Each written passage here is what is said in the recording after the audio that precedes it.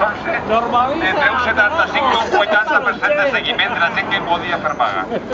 La gent de programa diríem que un 99% perquè és impressionant. ¡Visca Guantánamo!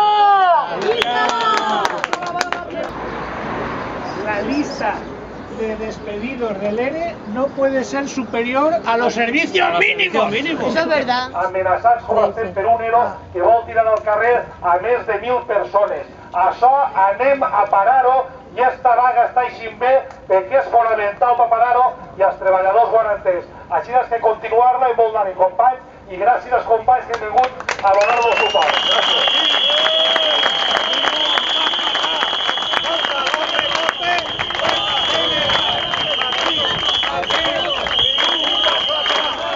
Contra los recortes, huelga general.